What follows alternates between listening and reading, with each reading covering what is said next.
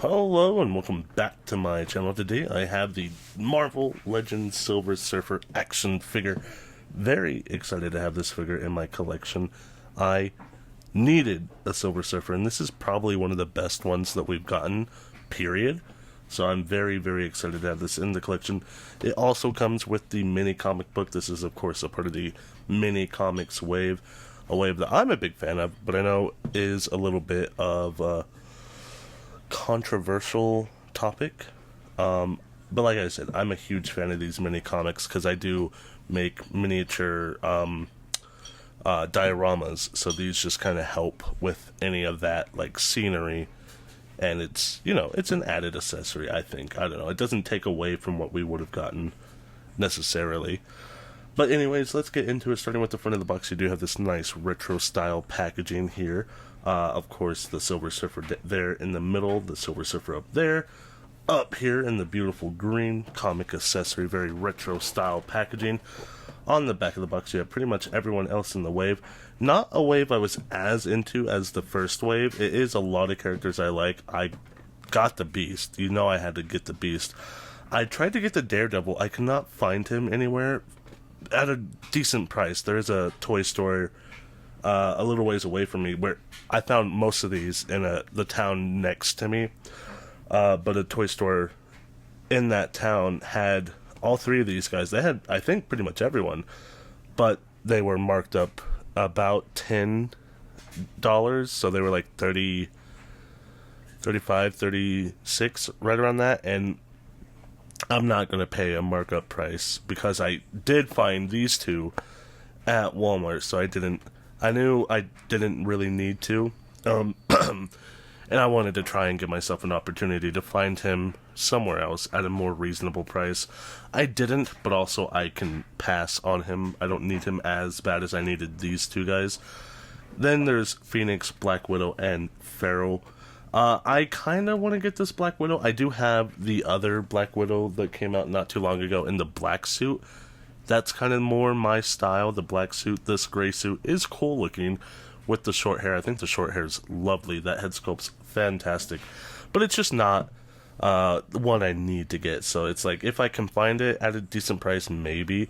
I don't love this Rachel Summers Phoenix, and I don't know who Feral is. So not something I'm like seeking out. Maybe if it was like a different Rachel Summers, maybe from the Second Coming comic book, I might be a little bit more into it, but I digress. This is the wave. Like I said, not as many big hitters. I think there were only two that I did not care about from the first wave. That was Rom, and it was Banshee. The other ones I got my hands on because they were pretty freaking cool. So that is that. Let's go ahead and flip it back to the front and transition to the figure. Okay, so this is pretty much everything you get. We'll talk about the figure in just a second. Let's first go over some of these accessories. Let's see, starting with, should I start with the comic? That's more exciting. Let's save that for a little bit later. You do have two of these comic grabbing hands, which are the biggest point of contention for the collectors, I guess. They just don't like these hands since they are specifically meant for the comics. They can hold other types of accessories, I suppose, but they are more so meant to hold the comics. It looks a little weirder if you hold anything else, but the figures come with these hands to hold the comics, and people think that this is replacing accessories that we could have gotten. And my point is, we've had figures that have released with terrible hands for the same price with no comics. So I don't really see, this is just about, if you take away these hands in the comics, I've seen this in the store before, I've seen figures, take away the surfboard, I've seen figures with this much in terms of accessories. So I don't really think this is a valid argument against these types of figures. Would I like regular grabby hands? Sure, but these are fine. These do look fantastic. Obviously, with the way the silver is, it does expose a lot more of the imperfections, if you can see them. But that's just something you have to live with. I don't really mind too much. It's just a reality of the world we live in. Sorry, I'm getting over a cold. We also have two of these open kind of flight style hands. I do like these style hands a lot. I love the way the silver looks on this figure. I'm so happy I waited because, I mean, not that I ever had an opportunity to get a Silver Surfer figure, but had I gotten the other ones, I think those other figures, the one that came with the Galactus and like the Walgreens exclusive, and I believe there's like one or two more. Those figures are good. They're great even. They're just not they're not this, to be clear. This is leagues better than those figures, specifically because of this silver that they're doing here. As you can see, I mean, it's almost metallic, and on the peg is more of a gray, and that's kind of what the original Silver Surfer was like. It wasn't necessarily this muted, but like, this is a significant quality difference between the peg and the hand. And just like, I've seen people saying like they don't need another Silver Surfer. Are you insane? This is the Silver Surfer. This is the only Silver Surfer anyone needs. The other ones delete from existence. They're not on the same level, not even close. This is the comic book it comes with, the Silver Surfer big, what does it say? Big premiere issue, the origin of the Silver Surfer, all new comic book length, Marvel Epic. Oh, is this when they like premiered like slightly longer comics? I don't even know. I love this classic art style. I think it looks fantastic. This is right in between, I think, my favorite era of art. I mean, I don't know the artist's name. He does a lot of the 2000s Deadpool comics, and he did a lot of the Amazing Spider-Man. That's probably my favorite style art, along with like maybe the Ultimate Spider-Man art. But like the 90s is like consistently my favorite looking art.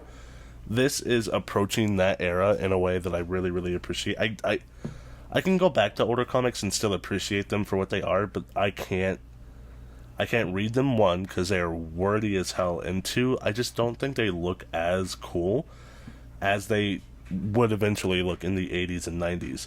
And I don't know exactly when this comic came out. Probably, I don't want to jinx myself, but probably like the 80s, right? Late 80s, early 90s. Maybe it says somewhere. I'm not seeing it. August 1st, 25 cents. I don't know. But around that time period, and this is like the early predecessors of what would become my favorite looking art style. So I'm a big fan of this specific look.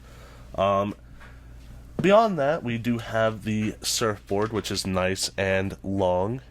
The peg is pretty far back, which it would be, because he doesn't sit up here, he sits back here. What a sad, desolate life to live, where all you do is stand on a surfboard, fly to planets, your end is coming, and then fly away. You know? Your whole life is spent on this surfboard. I mean, I gotta read some Silver Surfer comics, because that is a topic I'd love to see explored. But very cool surfboard effect. I do want to get the Shala Ball Silver Surfer from the Fantastic Four movie, because that comes with a really cool flame effect for her surfboard that her board kind of sits on. I almost had it, and I just waited a little bit too long to get it. But I want to get that so I could use it for this specific figure. Okay, in terms of the actual figure itself, I mean, this is pretty much the same sculpt, I do believe. I don't have the original Silver Surfers in mind. Sorry, it sounded like someone was coming in.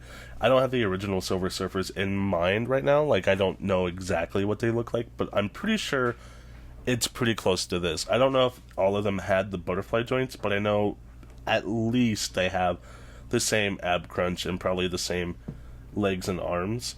And maybe even the same head. I don't know if this is like a unique head sculpt for the figure. I do know I love the look of it. He does have a hole in the back, which I don't love, but it's whatever. God, look how shiny he is. The way the light shines off of him, this is going to be a fantastic figure for photography. Just the way you put it like a red light over like here underneath him and it kind of glows up over top of him. Oh, it's going to look so clean the way he looks. Oh, I really hope this isn't a figure that like fades with age, the quality of the silver, because they nailed this. I want this to look this pristine its whole lifetime. I don't know if it will, but I'm hoping it does. But yeah, it's not like it's incredibly unique. The main thing that they did here is they nailed the silver on this figure. As you can see, as I move it around, it just looks clean. Beyond that, I mean, you don't get too much more, so I guess there is an argument for people who already have a Silver Surfer. If it's super hard to find, maybe you don't have to get it.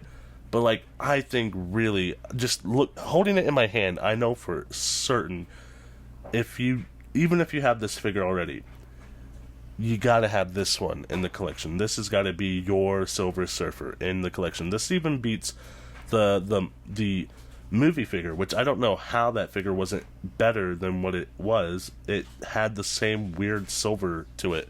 This is leagues beyond that. But like I said, in terms of the actual sculpt, I'm not sure if there's too much more going on here.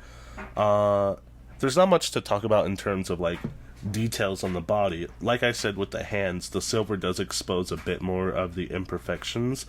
Like you can see some of the chips and whatnot in the seams, which is like whatever. You can see that on any figure, but like the fact that it's pure like one color of paint, there's nothing to hide those defects as there would be on like the Deadpool I'm looking at over here. You can't see it, but it's over here. The Deadpool, the Maximum Deadpool, or like the Captain America with all his like gloves and belts and stuff. Like that stuff hides those imperfections a lot better.